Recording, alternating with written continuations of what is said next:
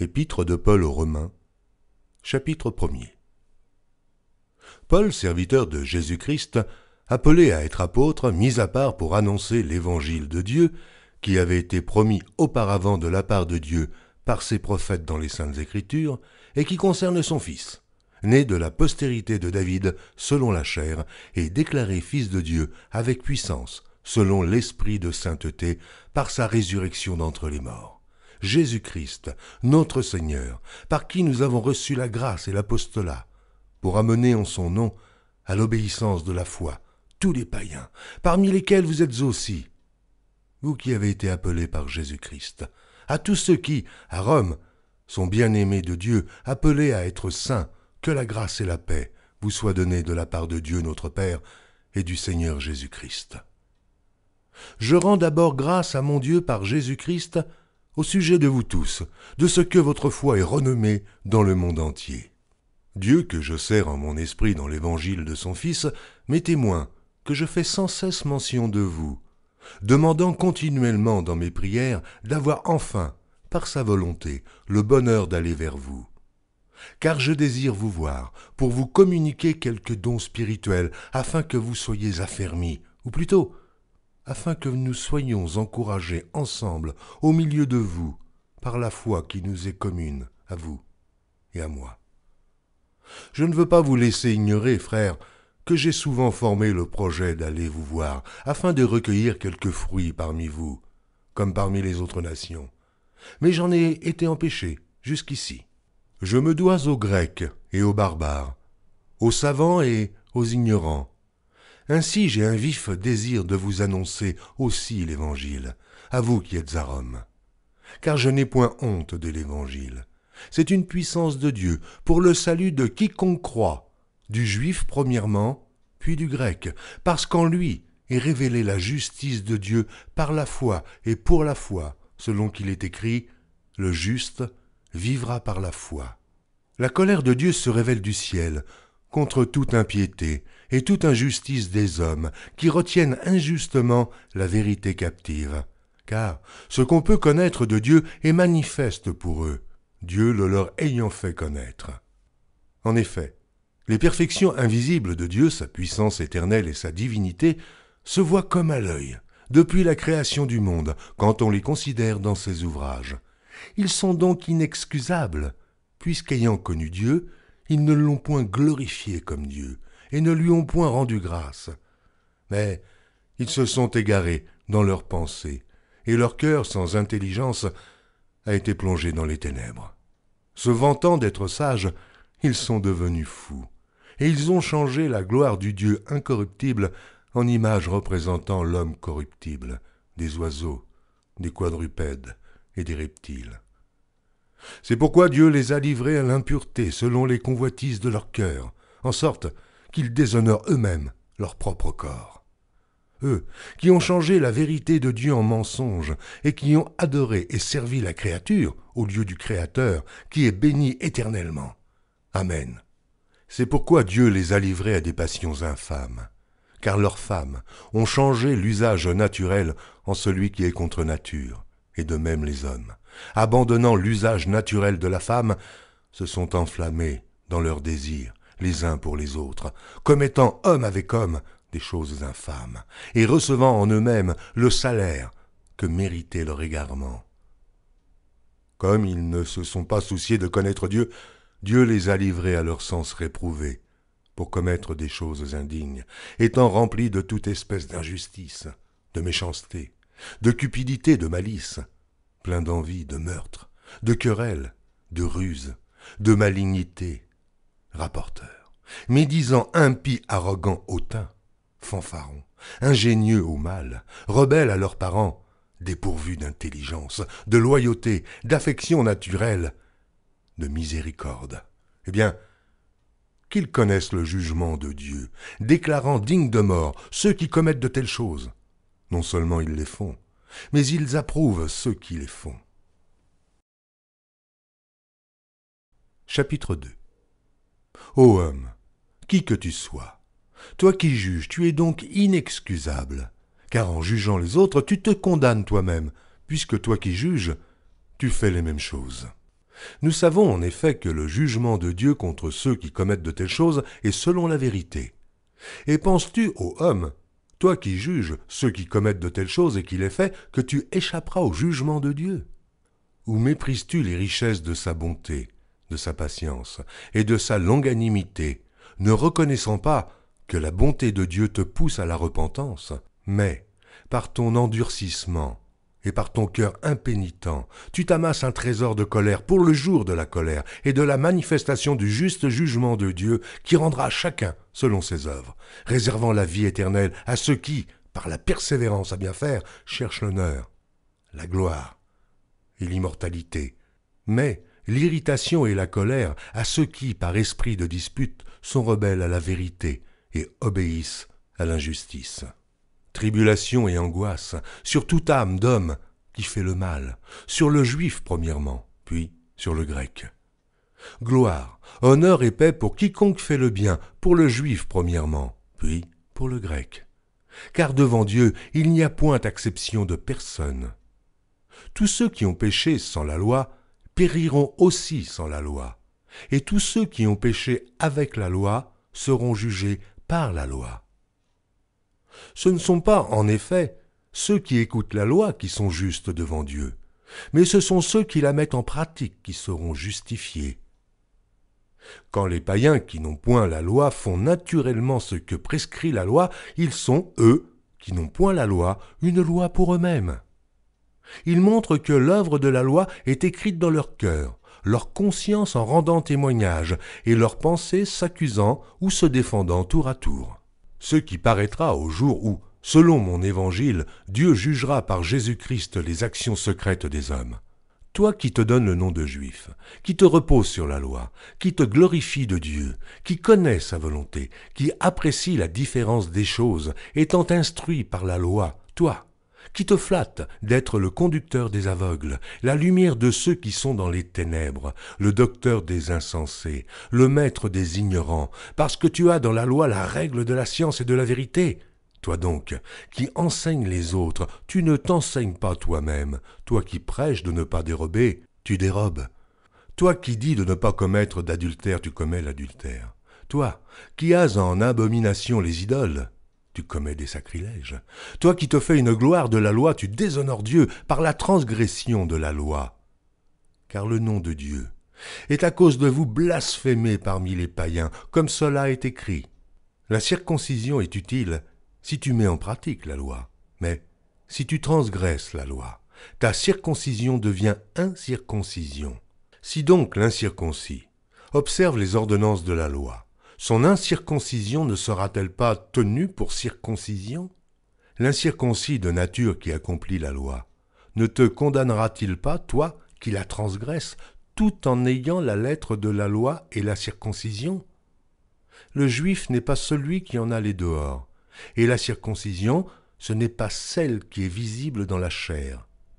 Mais le juif, c'est celui qui l'est intérieurement, et la circoncision, c'est celle du cœur, selon l'esprit, et non selon la lettre. La louange de ce juif ne vient pas des hommes, mais de Dieu. Chapitre 3. Quel est donc l'avantage des Juifs? Ou quelle est l'utilité de la circoncision? Il est grand de toute manière, et tout d'abord en ce que les oracles de Dieu leur ont été confiés. Et quoi? Si quelques-uns n'ont pas cru, leur incrédulité anéantira-t-elle la fidélité de Dieu? Loin de là. Que Dieu, au contraire, soit reconnu pour vrai, et tout homme pour menteur, selon qu'il est écrit, afin que tu sois trouvé juste dans tes paroles et que tu triomphes lorsqu'on te juge. Mais si notre injustice établit la justice de Dieu, que dirons-nous? Dieu est-il injuste quand il déchaîne sa colère? Je parle à la manière des hommes. Loin de là. Autrement, comment Dieu jugerait-il le monde? Et si par mon mensonge, la vérité de Dieu éclate davantage pour sa gloire, pourquoi suis-je moi-même encore jugé comme pécheur? Et pourquoi ne ferions-nous pas le mal afin qu'il en arrive du bien, comme quelques-uns qui nous calomnient prétendent que nous le disons? La condamnation de ces gens est juste. Quoi donc? Sommes-nous plus excellents? Nullement. car nous avons déjà prouvé que tous, juifs et grecs, sont sous l'empire du péché, selon qu'il est écrit, il n'y a point de juste, pas même un seul. Nul n'est intelligent, nul ne cherche Dieu, tous sont égarés, tous sont pervertis. Il n'en est aucun qui fasse le bien, pas même un seul. Leur gosier est un sépulcre ouvert. Ils se servent de leur langue pour tromper. Ils ont sous leurs lèvres un venin d'aspic. Leur bouche est pleine de malédiction et d'amertume. Ils ont les pieds légers pour répandre le sang. La destruction et le malheur sont sur leur route. Ils ne connaissent pas le chemin de la paix. La crainte de Dieu n'est pas devant leurs yeux. Or nous savons que tout ce que dit la loi, elle le dit à ceux qui sont sous la loi, afin que toute bouche soit fermée, et que tout le monde soit reconnu coupable devant Dieu. Car nul ne sera justifié devant lui par les œuvres de la loi, puisque c'est par la loi que vient la connaissance du péché. Mais maintenant, sans la loi est manifestée la justice de Dieu, à laquelle rendent témoignage la loi et les prophètes. Justice de Dieu par la foi en Jésus-Christ, pour tous ceux qui croient. Il n'y a point de distinction, car tous ont péché et sont privés de la gloire de Dieu. Et ils sont gratuitement justifiés par sa grâce, par le moyen de la rédemption qui est en Jésus-Christ. C'est lui que Dieu a destiné, par son sang, à être pour ceux qui croiraient victimes propitiatoires, afin de montrer sa justice. Parce qu'il avait laissé impunis les péchés commis auparavant, c'est lui que Dieu a destiné par son sang à être pour ceux qui croiraient victimes propitiatoires, afin de montrer sa justice. Parce qu'il avait laissé impunis les péchés commis auparavant, au temps de sa patience, afin, dis-je, de montrer sa justice dans le temps présent, de manière à être juste, tout en justifiant celui qui a la foi en Jésus. Où donc est le sujet de se glorifier? Il est exclu. Par quelle loi? Par la loi des œuvres? Non, mais par la loi de la foi. Car nous pensons que l'homme est justifié par la foi, sans les œuvres de la loi. Ou bien Dieu est-il seulement le Dieu des Juifs? Ne l'est-il pas aussi des païens? Oui, il l'est aussi des païens. Puisqu'il y a un seul Dieu, qui justifiera par la foi les circoncis et par la foi les incirconcis? Anéantissons-nous donc la loi par la foi? Loin de là. Au contraire, nous confirmons la loi. Chapitre 4. Que dirons-nous donc? Qu'Abraham, notre père, a obtenu selon la chair. Si Abraham a été justifié par les œuvres, il a sujet de se glorifier, mais non devant Dieu. Car que dit l'Écriture? Abraham crut à Dieu, et cela lui fut imputé à justice. Or, à celui qui fait une œuvre, le salaire est imputé, non comme une grâce, mais comme une chose due. Et à celui qui ne fait point d'œuvre, mais qui croit en celui qui justifie l'impie, sa foi lui est imputée à justice. De même, David exprime le bonheur de l'homme à qui Dieu impute la justice sans les œuvres. Heureux ceux dont les iniquités sont pardonnées et dont les péchés sont couverts. Heureux l'homme à qui le Seigneur n'impute pas son péché. Ce bonheur n'est-il que pour les circoncis? Ou est-il également pour les incirconcis? Car nous disons que la foi fut imputée à justice à Abraham. Comment donc lui fut-elle imputée? Était-ce après ou avant sa circoncision? Il n'était pas encore circoncis, il était incirconcis. Et il reçut le signe de la circoncision comme sceau de la justice qu'il avait obtenue par la foi, quand il était incirconcis. Et il reçut le signe de la circoncision comme sceau de la justice, qu'il avait obtenu par la foi quand il était incirconcis, afin d'être le père de tous les incirconcis qui croient pour que la justice leur fût aussi imputée. Et le père des circoncis, qui ne sont pas seulement circoncis, mais encore qui marchent sur les traces de la foi de notre père Abraham quand il était incirconcis. En effet, ce n'est pas par la loi que l'héritage du monde a été promis à Abraham ou à sa postérité, c'est par la justice de la foi, car si les héritiers le sont par la loi est vaine et la promesse est anéantie, parce que la loi produit la colère, et que là où il n'y a point de loi, il n'y a point non plus de transgression. C'est pourquoi les héritiers le sont par la foi, pour que ce soit par grâce, afin que la promesse soit assurée à toute la postérité, non seulement à celle qui est sous la loi, mais aussi à celle qui a la foi d'Abraham, notre Père à tous, selon qu'il est écrit « Je t'ai établi, Père d'un grand nombre de nations. Il est notre Père devant celui auquel il a cru. Dieu qui donne la vie aux morts et qui appelle les choses qui ne sont point comme si elles étaient. Espérant contre toute espérance, il crut, en sorte qu'il devint père d'un grand nombre de nations, selon ce qui lui avait été dit, telle sera ta postérité. Et, sans faiblir dans la foi, il ne considéra point que son corps était déjà usé, puisqu'il avait près de 100 ans, et que Sarah n'était plus en état d'avoir des enfants. Il ne douta point, par incrédulité au sujet de la promesse de Dieu, mais il fut fortifié par la foi, donnant gloire à Dieu et ayant la pleine conviction que ce qu'il promet, il peut aussi l'accomplir. C'est pourquoi cela lui fut imputé à justice. Mais ce n'est pas à cause de lui seul qu'il est écrit que cela lui fut imputé.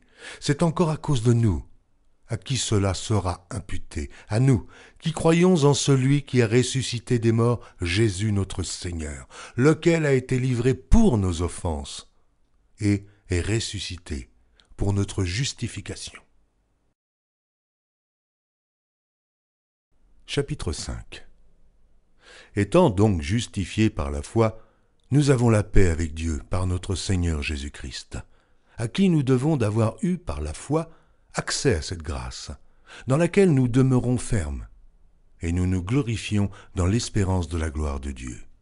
Bien plus, nous nous glorifions même des afflictions, sachant que l'affliction produit la persévérance, la victoire dans l'épreuve, et cette victoire, l'espérance. Or, l'espérance ne trompe point, parce que l'amour de Dieu est répandu dans nos cœurs par le Saint-Esprit qui nous a été donné. Car, lorsque nous étions encore sans force, Christ, au temps marqué, est mort pour des impies. À peine mourrait-on pour un juste, quelqu'un peut-être mourrait-il pour un homme de bien. Mais Dieu prouve son amour envers nous, en ce que, lorsque nous étions encore des pécheurs, Christ est mort pour nous. À plus forte raison donc, maintenant que nous sommes justifiés par son sang, serons-nous sauvés par lui de la colère.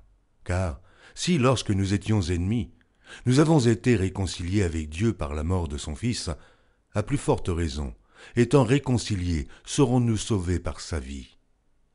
Et non seulement cela, mais encore nous nous glorifions en Dieu par notre Seigneur Jésus-Christ, par qui maintenant nous avons obtenu la réconciliation. C'est pourquoi, comme par un seul homme le péché est entré dans le monde, et par le péché la mort, et qu'ainsi la mort s'est étendue sur tous les hommes, parce que tous ont péché. Car jusqu'à la loi, le péché était dans le monde. Or le péché n'est pas imputé quand il n'y a point de loi. Cependant la mort a régné depuis Adam jusqu'à Moïse, même sur ceux qui n'avaient pas péché par une transgression semblable à celle d'Adam, lequel est la figure de celui qui devait venir. Mais il n'en est pas du don gratuit comme de l'offense, car si par l'offense d'un seul, il en est beaucoup qui sont morts, à plus forte raison, la grâce de Dieu et le don de la grâce venant d'un seul homme, Jésus-Christ, ont-ils été abondamment répandus sur beaucoup. Il n'en est pas du don comme de ce qui est arrivé par un seul qui a péché, car c'est après une seule offense que le jugement est devenu condamnation, tandis que le don gratuit devient justification après plusieurs offenses. Si par l'offense d'un seul, la mort a régné par lui, à plus forte raison, ceux qui reçoivent l'abondance de la grâce et du don de la justice régneront-ils dans la vie par Jésus-Christ, lui seul. Ainsi donc, comme par une seule offense la condamnation a atteint tous les hommes, de même, par un seul acte de justice, la justification qui donne la vie s'étend à tous les hommes. Car, comme par la désobéissance d'un seul homme beaucoup ont été rendus pécheurs, de même, par l'obéissance d'un seul, beaucoup seront rendus justes. Or, la loi est intervenue pour que l'offense abondât, mais là où le péché a abondé, la grâce a surabondé, afin que, Comme le péché a régné par la mort, ainsi la grâce régna par la justice, pour la vie éternelle, par Jésus-Christ notre Seigneur. Chapitre 6. Que dirons-nous donc? Demeurerions-nous dans le péché afin que la grâce abonde? Loin de là.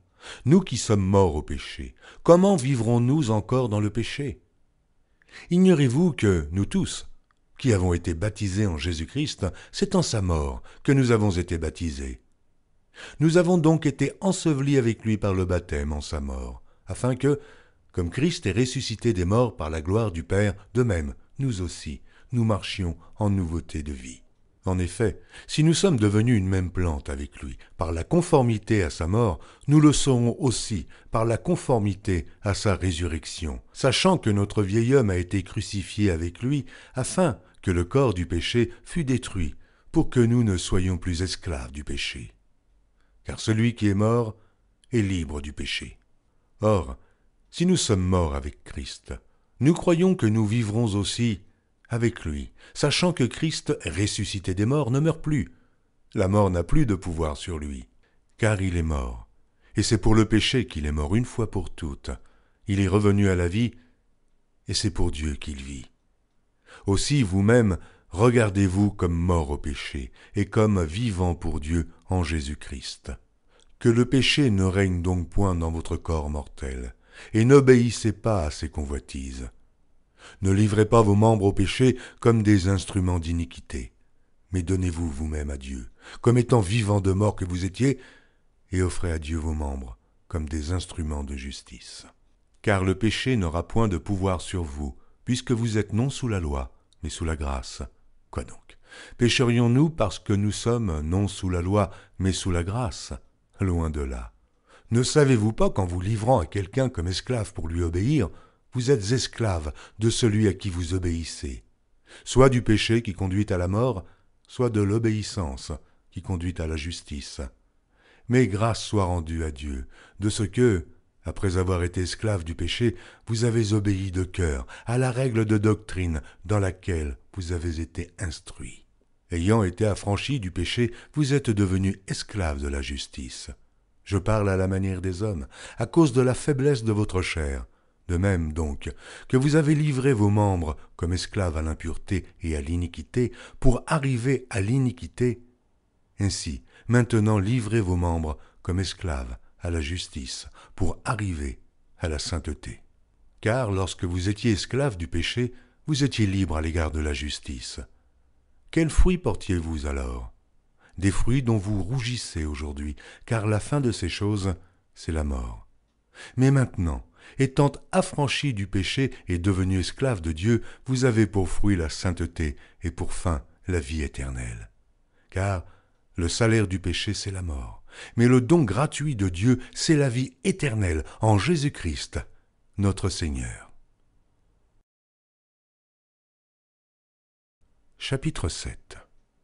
Ignorez-vous, frères, car je parle à des gens qui connaissent la loi, que la loi exerce son pouvoir sur l'homme aussi longtemps qu'il vit.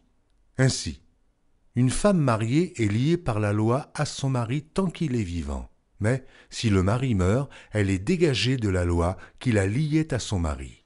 Si donc, du vivant de son mari, elle devient la femme d'un autre homme, elle sera appelée adultère.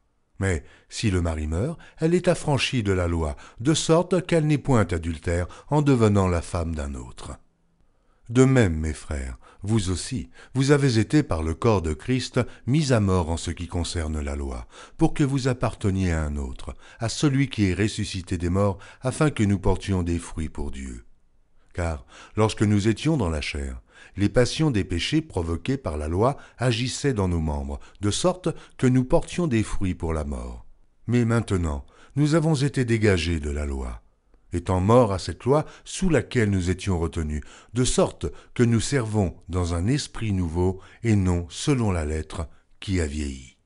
Que dirons-nous donc? La loi est-elle péché? Loin de là. Mais je n'ai connu le péché que par la loi. Car je n'aurais pas connu la convoitise si la loi n'eût dit « Tu ne convoiteras point ». Et le péché saisissant l'occasion produisit en moi, par le commandement, toutes sortes de convoitises, car sans loi, le péché est mort. Pour moi, étant autrefois sans loi, je vivais. Mais quand le commandement vint, le péché reprit vie, et moi je mourus. Ainsi, le commandement qui conduit à la vie se trouva pour moi conduire à la mort. Car le péché, saisissant l'occasion, me séduisit par le commandement et par lui me fit mourir. La loi donc est sainte, et le commandement est saint, juste et bon.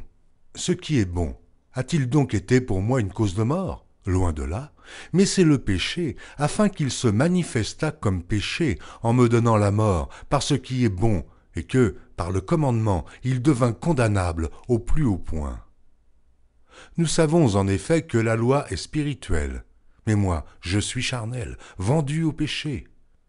Car je ne sais pas ce que je fais. Je ne fais point ce que je veux, et je fais ce que je hais. Or, si je fais ce que je ne veux pas, je reconnais par là que la loi est bonne. Et maintenant, ce n'est plus moi qui le fais, mais c'est le péché qui habite en moi. Ce qui est bon, je le sais, n'habite pas en moi, c'est-à-dire dans ma chair. J'ai la volonté, mais non le pouvoir de faire le bien. Car je ne fais pas le bien que je veux, et je fais le mal que je ne veux pas. Et si je fais ce que je ne veux pas, ce n'est plus moi qui le fais, c'est le péché qui habite en moi. Je trouve donc en moi cette loi. Quand je veux faire le bien, le mal est attaché à moi, car je prends plaisir à la loi de Dieu selon l'homme intérieur. Mais je vois dans mes membres une autre loi qui lutte contre la loi de mon entendement et qui me rend captif de la loi du péché qui est dans mes membres. Misérable que je suis, qui me délivrera du corps de cette mort? Grâce soit rendue à Dieu par Jésus-Christ notre Seigneur. Ainsi donc, moi-même, je suis par l'entendement esclave de la loi de Dieu, et je suis par la chair esclave de la loi du péché. Chapitre 8. Il y a donc maintenant aucune condamnation pour ceux qui sont en Jésus-Christ. En effet, la loi de l'esprit de vie en Jésus-Christ m'a affranchi de la loi du péché et de la mort. Car chose impossible à la loi, parce que la chair la rendait sans force, Dieu a condamné le péché dans la chair en envoyant, à cause du péché, son propre Fils dans une chair semblable à celle du péché. Et cela afin que la justice de la loi fût accomplie en nous qui marchons non selon la chair, mais selon l'esprit. Ceux, en effet, qui vivent selon la chair s'affectionnent aux choses de la chair, tandis que ceux qui vivent selon l'esprit s'affectionnent aux choses de l'esprit. Et l'affection de la chair, c'est la mort, tandis que l'affection de l'esprit, c'est la vie et la paix.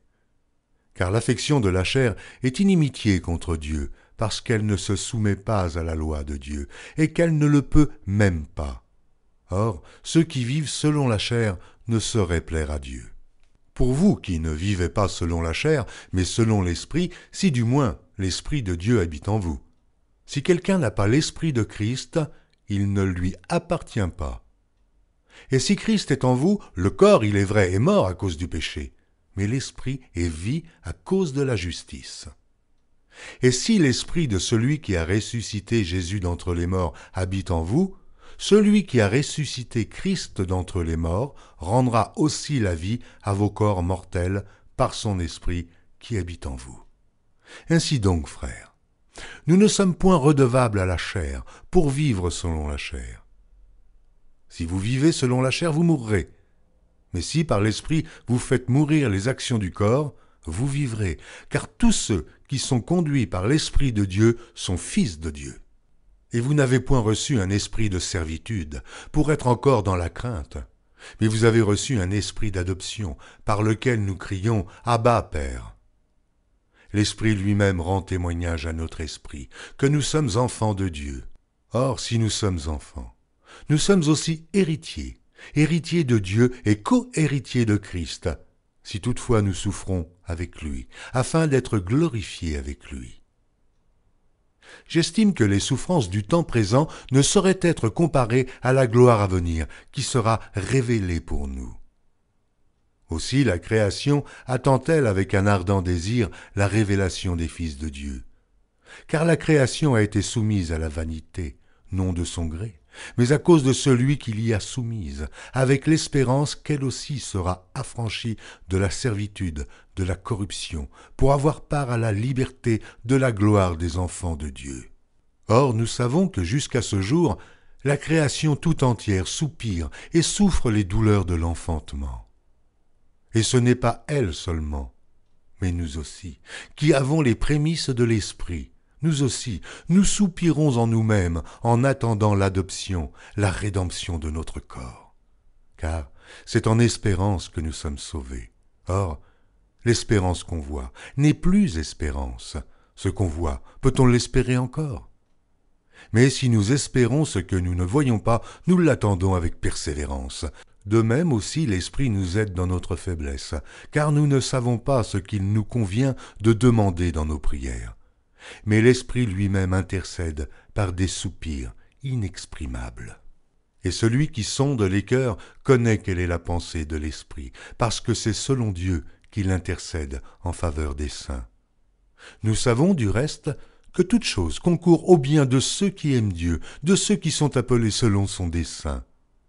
Car ceux qu'il a connus d'avance, il les a aussi prédestinés à être semblables à l'image de son Fils, afin que son Fils fût le premier-né entre plusieurs frères.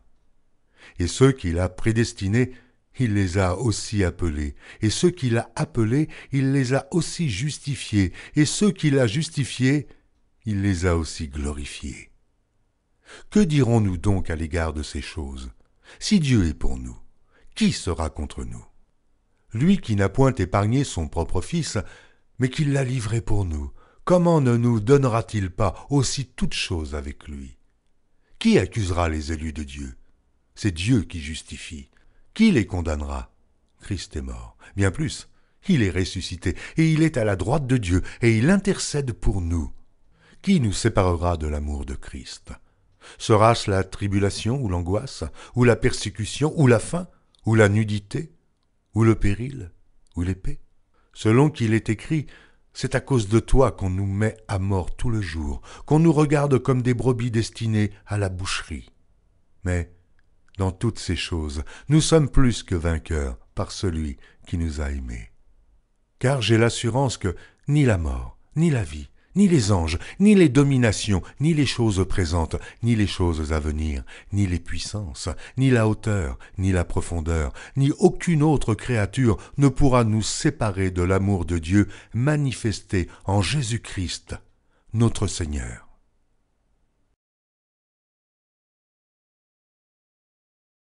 Chapitre 9. Je dis la vérité en Christ, je ne mens point. Ma conscience m'en rend témoignage par le Saint-Esprit.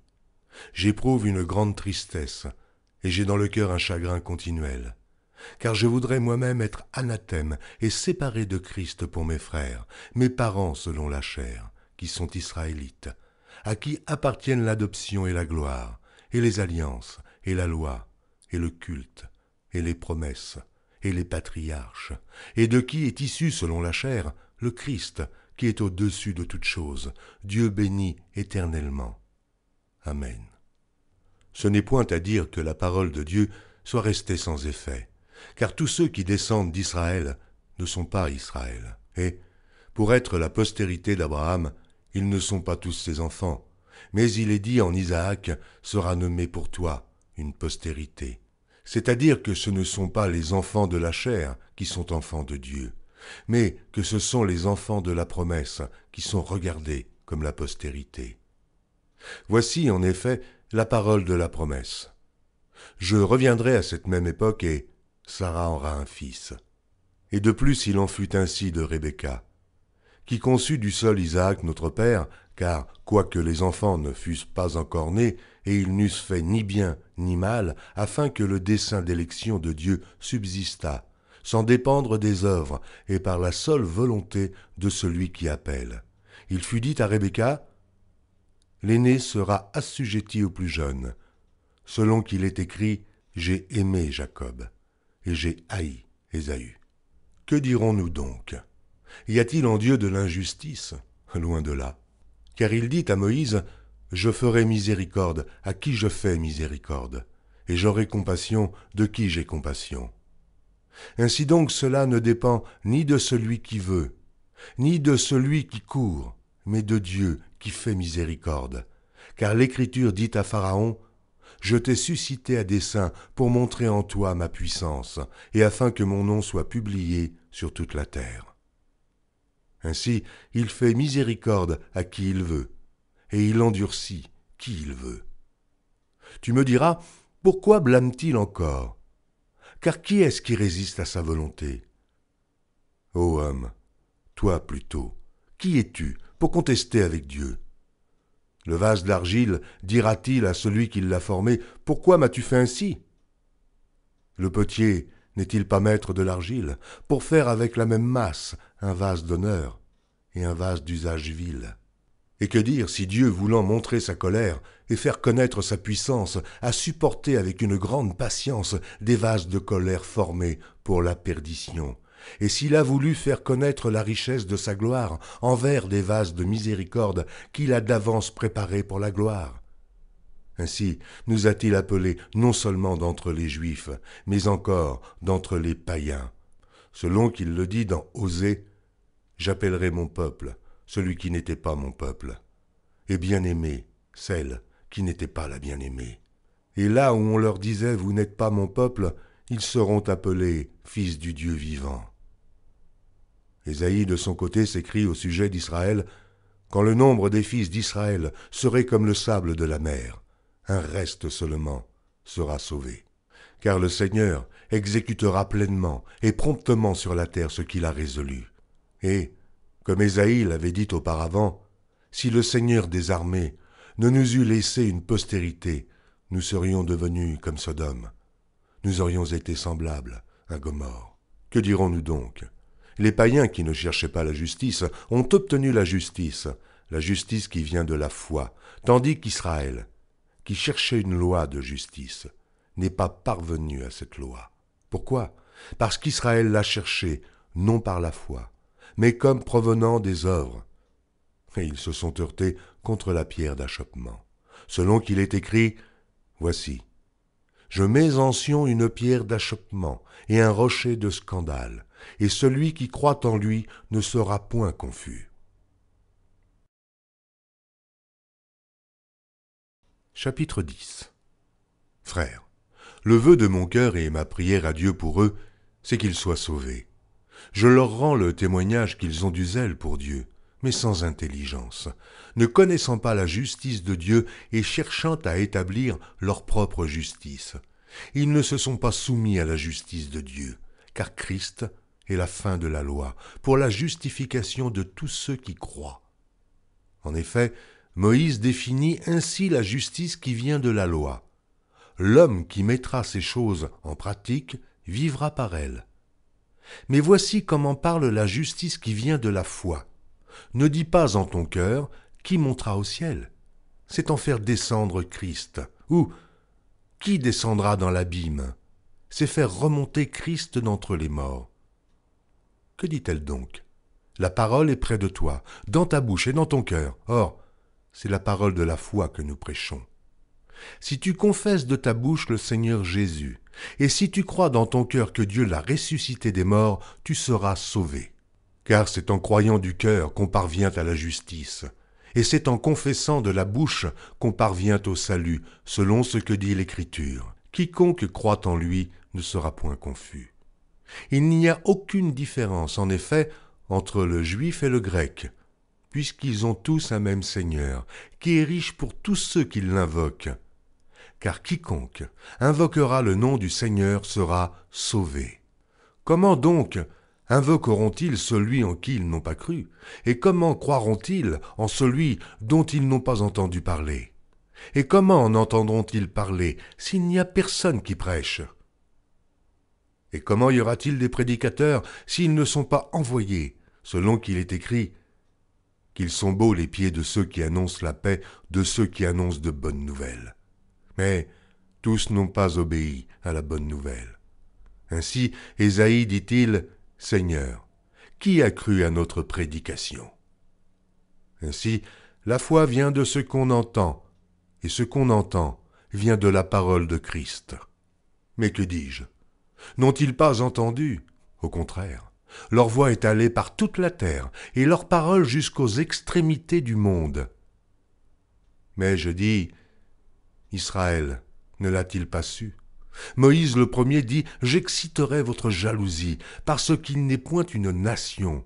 Je provoquerai votre colère par une nation sans intelligence. » Et Isaïe pousse la hardiesse jusqu'à dire, « J'ai été trouvé par ceux qui ne me cherchaient pas.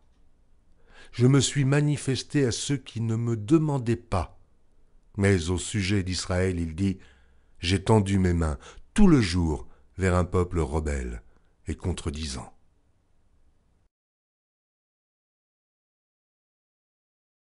Chapitre 11. Je dis donc, Dieu a-t-il rejeté son peuple? Loin de là. Car moi aussi je suis israélite, de la postérité d'Abraham, de la tribu de Benjamin. Dieu n'a point rejeté son peuple qu'il a connu d'avance. Ne savez-vous pas ce que l'Écriture rapporte d'Élie? Comment il adresse à Dieu cette plainte contre Israël? Seigneur, ils ont tué tes prophètes, ils ont renversé tes autels. Je suis resté moi seul, et ils cherchent à m'ôter la vie.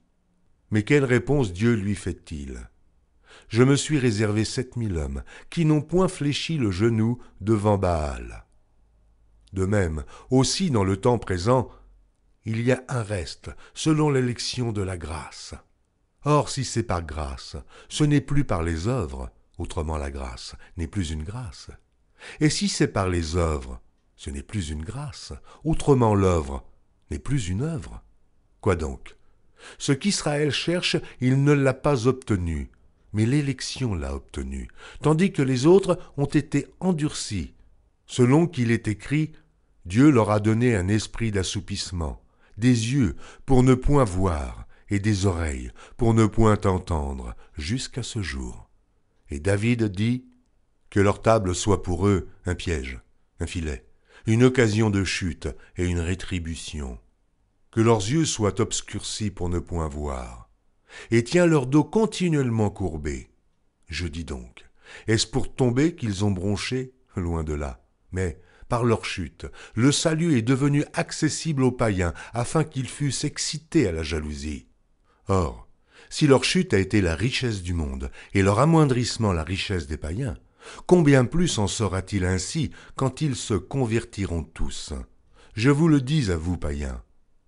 En tant que je suis apôtre des païens, je glorifie mon ministère, afin, s'il est possible, d'exciter la jalousie de ceux de ma race et d'en sauver quelques-uns.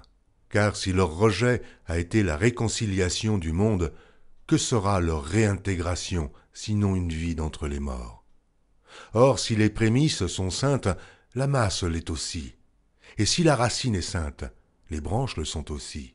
Mais si quelques-unes des branches ont été retranchées, et si toi, qui étais un olivier sauvage, tu as été hanté à leur place et rendu participant de la racine et de la graisse de l'olivier, ne te glorifie pas aux dépens de ces branches. Si tu te glorifies, sache que ce n'est pas toi qui portes la racine, mais que c'est la racine qui te porte. Tu diras donc, les branches ont été retranchées afin que moi je fusse hanté. Cela est vrai. Elles ont été retranchées pour cause d'incrédulité, et toi, tu subsistes par la foi. Ne t'abandonne pas à l'orgueil, mais crains. Car si Dieu n'a pas épargné les branches naturelles, il ne t'épargnera pas non plus. Considère donc la bonté et la sévérité de Dieu. Sévérité envers ceux qui sont tombés, et bonté de Dieu envers toi, si tu demeures ferme dans cette bonté. Autrement, tu seras aussi retranché.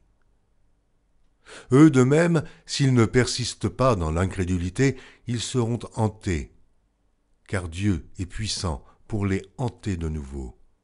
Si toi, tu as été coupé de l'olivier naturellement sauvage et hanté contrairement à ta nature sur l'olivier franc, à plus forte raison, eux seront-ils hantés selon leur nature sur leur propre olivier. Car je ne veux pas, frères, que vous ignoriez ce mystère, afin que vous ne vous regardiez point comme sages. C'est qu'une partie d'Israël est tombée dans l'endurcissement jusqu'à ce que la totalité des païens soit entrée. Et ainsi tout Israël sera sauvé selon qu'il est écrit. Le libérateur viendra de Sion, et il détournera de Jacob les impiétés. Et ce sera mon alliance avec eux lorsque j'ôterai leurs péchés. En ce qui concerne l'Évangile, ils sont ennemis à cause de vous. Mais en ce qui concerne l'élection, ils sont aimés à cause de leur Père. Car Dieu ne se repent pas de ses dons et de son appel.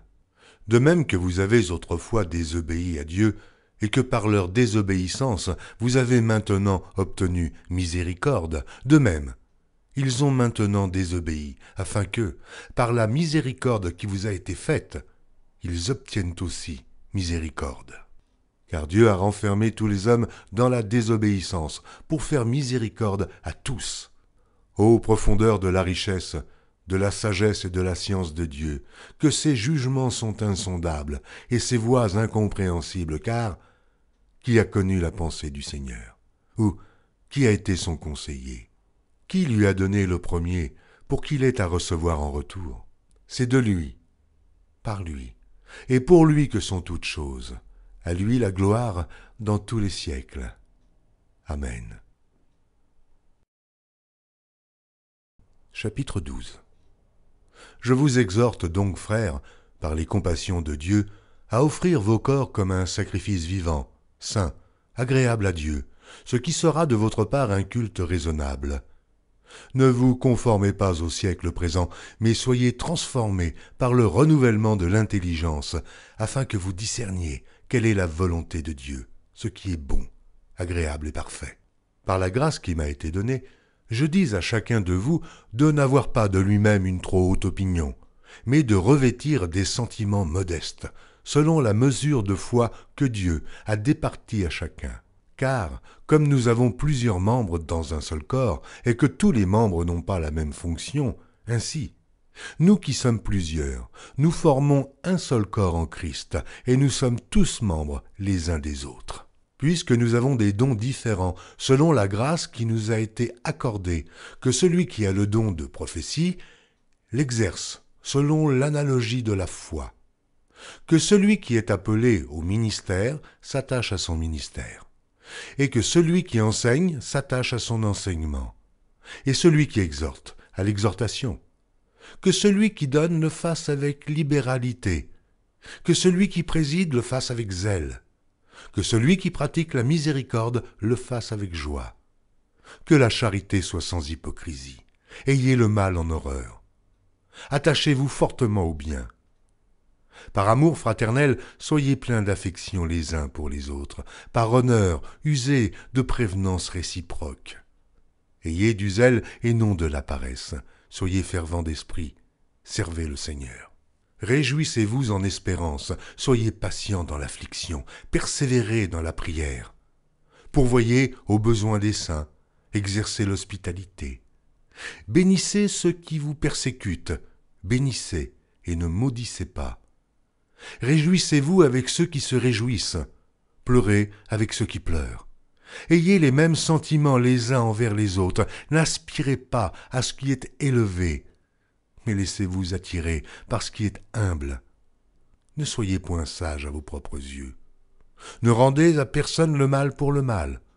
Recherchez ce qui est bien devant tous les hommes. S'il est possible, autant que cela dépend de vous, soyez en paix avec tous les hommes. Ne vous vengez point vous-même, bien-aimés, mais laissez agir la colère, car il est écrit « À moi la vengeance, à moi la rétribution, dit le Seigneur. » Mais si ton ennemi a faim, donne-lui à manger. S'il a soif, donne-lui à boire. Car en agissant ainsi, ce sont des charbons ardents que tu amasseras sur sa tête. Ne te laisse pas vaincre par le mal, mais surmonte le mal par le bien.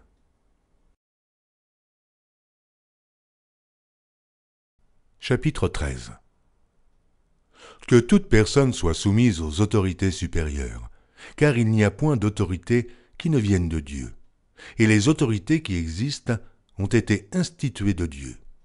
C'est pourquoi celui qui s'oppose à l'autorité résiste à l'ordre que Dieu a établi, et ceux qui résistent attireront une condamnation sur eux-mêmes.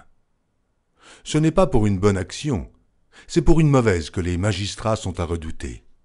Veux-tu ne pas craindre l'autorité, fais le bien, et tu auras son approbation. Le magistrat est serviteur de Dieu pour ton bien. Mais si tu fais le mal, crains, car ce n'est pas en vain qu'il porte l'épée, étant serviteur de Dieu pour exercer la vengeance et punir celui qui fait le mal. Il est donc nécessaire d'être soumis, non seulement par crainte de la punition, mais encore par motif de conscience. C'est aussi pour cela que vous payez les impôts, car les magistrats sont des ministres de Dieu, entièrement appliqués à cette fonction. Rendez à tous ce qui leur est dû, l'impôt à qui vous devez l'impôt, le tribut à qui vous devez le tribut, la crainte à qui vous devez la crainte, l'honneur à qui vous devez l'honneur. Ne devez rien à personne, si ce n'est de vous aimer les uns les autres, car celui qui aime les autres a accompli la loi. En effet, les commandements, tu ne commettras point d'adultère, tu ne tueras point, tu ne déroberas point, tu ne convoiteras point, et ce qu'il peut encore y avoir se résume dans cette parole. Tu aimeras ton prochain comme toi-même. L'amour ne fait point de mal au prochain. L'amour est donc l'accomplissement de la loi. Cela importe d'autant plus que vous savez en quel temps nous sommes. C'est l'heure de vous réveiller enfin du sommeil, car maintenant le salut est plus près de nous que lorsque nous avons cru. La nuit est avancée, le jour approche. Dépouillons-nous donc des œuvres des ténèbres et revêtons les armes de la lumière. Marchons honnêtement, comme en plein jour, loin des excès et de l'ivrognerie, de la luxure et de l'impudicité, des querelles et des jalousies. Mais revêtez-vous du Seigneur Jésus-Christ et n'ayez pas soin de la chair pour en satisfaire les convoitises.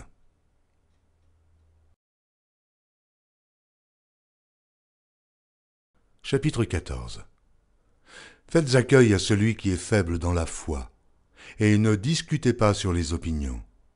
Tel croit pouvoir manger de tout, tel autre qui est faible ne mange que des légumes. Que celui qui mange ne méprise point celui qui ne mange pas, et que celui qui ne mange pas ne juge point celui qui mange, car Dieu l'a accueilli. Qui es-tu, toi qui juges un serviteur d'autrui? S'il se tient debout ou s'il tombe, cela regarde son maître. Mais il se tiendra debout, car le Seigneur a le pouvoir de l'affermir. Tel fait une distinction entre les jours. Tel autre les estime tous égaux. Que chacun ait en son esprit une pleine conviction. Celui qui distingue entre les jours agit ainsi pour le Seigneur. Celui qui mange, c'est pour le Seigneur qu'il mange, car il rend grâce à Dieu. Celui qui ne mange pas, c'est pour le Seigneur qu'il ne mange pas, et il rend grâce à Dieu. En effet, nul de nous ne vit pour lui-même, et nul ne meurt pour lui-même. Car si nous vivons pour le Seigneur. Et si nous mourrons pour le Seigneur. Soit donc que nous vivions, soit que nous mourions, nous sommes au Seigneur. Car Christ est mort, et il a vécu, afin de dominer sur les morts et sur les vivants. Mais toi, pourquoi juges-tu ton frère? Ou toi, pourquoi méprises-tu ton frère, puisque nous comparaîtrons tous devant le tribunal de Dieu? Car il est écrit, « Je suis vivant, dit le Seigneur. Tout genou fléchira devant moi, et toute langue donnera gloire à Dieu. » Ainsi, chacun de nous rendra compte à Dieu pour lui-même. Ne nous jugeons donc plus les uns les autres, mais pensez plutôt à ne rien faire, qui soit pour votre frère une pierre d'achoppement ou une occasion de chute. Je sais, et je suis persuadé par le Seigneur Jésus, que rien n'est impur en soi, et qu'une chose n'est impure que pour celui qui la croit impure. Mais si pour un aliment ton frère est attristé, tu ne marches plus selon l'amour. Ne cause pas par ton aliment la perte de celui pour lequel Christ est mort. Que votre privilège ne soit pas un sujet de calomnie. Car le royaume de Dieu, ce n'est pas le manger et le boire, mais la justice et la paix et la joie par le Saint-Esprit. Celui qui sert Christ de cette manière est agréable à Dieu et approuvé des hommes. Ainsi donc, recherchons ce qui contribue à la paix et à l'édification mutuelle. Pour un aliment, ne détruis pas l'œuvre de Dieu. À la vérité, toutes choses sont pures, mais il est mal à l'homme, quand il mange, de devenir une pierre d'achoppement. Il est bien de ne pas manger de viande, de ne pas boire de vin, et de s'abstenir de ce qui peut être pour ton frère une occasion de chute, de scandale ou de faiblesse. Cette foi que tu as, garde-la pour toi devant Dieu. Heureux celui qui ne se condamne pas lui-même dans ce qu'il approuve. Mais celui qui a des doutes au sujet de ce qu'il mange est condamné parce qu'il n'agit pas par conviction. Tout ce qui n'est pas le produit d'une conviction est péché.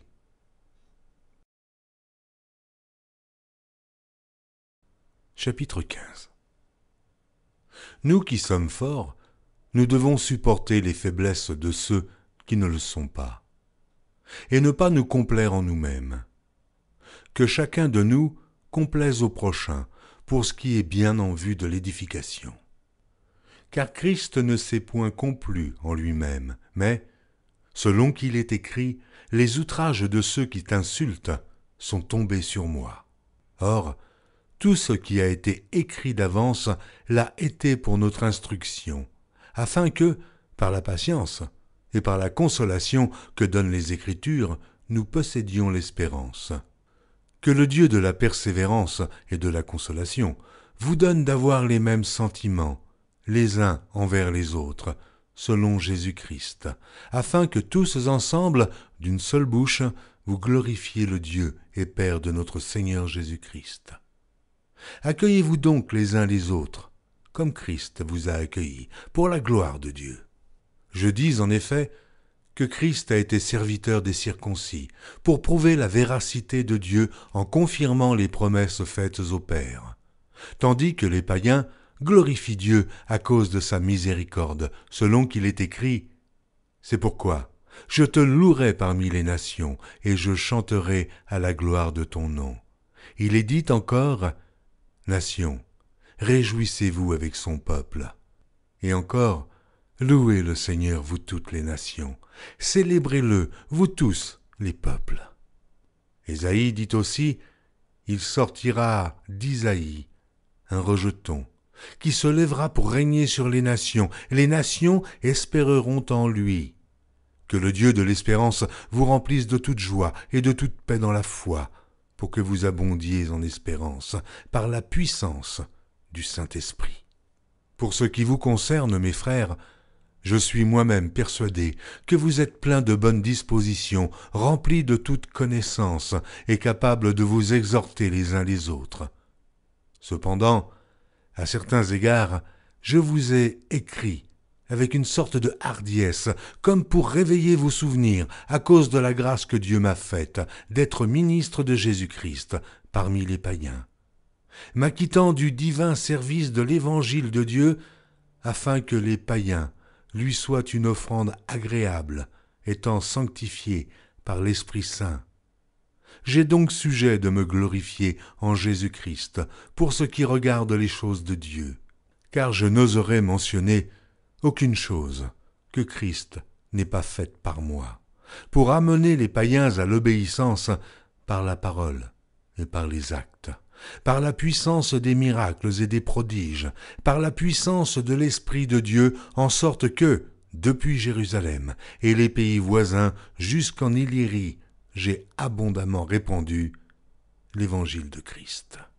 Et je me suis fait honneur d'annoncer l'évangile là où Christ n'avait point été nommé, afin de ne pas bâtir sur le fondement d'autrui, selon qu'il est écrit « Ceux à qui il n'avait point été annoncé verront, et ceux qui n'en avaient point entendu parler comprendront. » C'est ce qui m'a souvent empêché d'aller vers vous, mais maintenant, n'ayant plus rien qui me retienne dans ces contrées, et ayant depuis plusieurs années le désir d'aller vers vous, j'espère vous voir, en passant quand je me rendrai en Espagne, et y être accompagné par vous, après que j'aurai satisfait en partie mon désir de me trouver chez vous.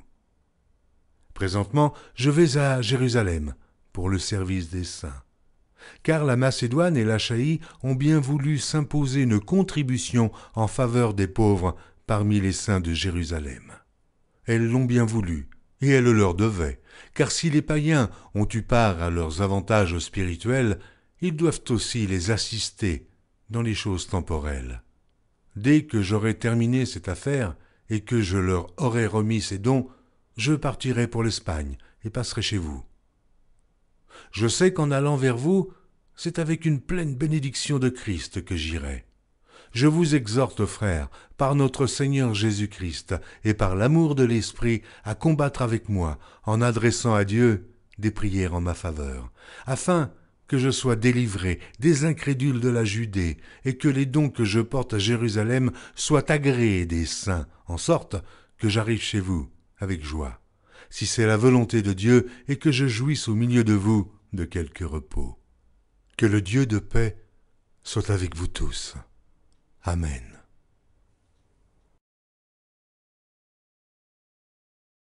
Chapitre 16. Je vous recommande Phobé, notre sœur, qui est diaconesse de l'église de Cenchreae, afin que vous la receviez en notre Seigneur d'une manière digne des saints, et que vous l'assistiez dans les choses où elle aurait besoin de vous, car elle en a donné aide à plusieurs et à moi-même. Saluez Prisca et Aquilas, mes compagnons d'œuvre en Jésus-Christ, qui ont exposé leur tête pour sauver ma vie. Ce n'est pas moi seul qui leur rend grâce, ce sont encore toutes les églises des païens. Saluez aussi l'église qui est dans leur maison. Saluez Phainette, mon bien-aimé, qui a été pour Christ les prémices de l'Asie. Saluez Marie, qui a pris beaucoup de peine pour vous. Saluez Andronicus et Junias, mes parents et mes compagnons de captivité, qui jouissent d'une grande considération parmi les apôtres, et qui même ont été en Christ avant moi. Saluez Amplias, mon bien-aimé dans le Seigneur. Saluez Urbain, notre compagnon d'œuvre en Christ, et Stachys, mon bien-aimé. Saluez Apelles, qui est éprouvé en Christ. Saluez ceux de la maison d'Aristobule. Saluez Hérodion, mon parent.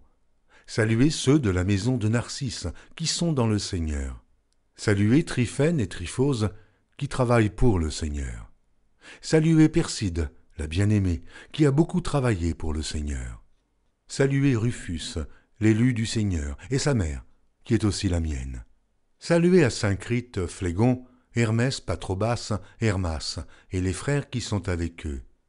Saluez Philologue, et Julie, Nérée et sa sœur, et Olympe, et tous les saints qui sont avec eux.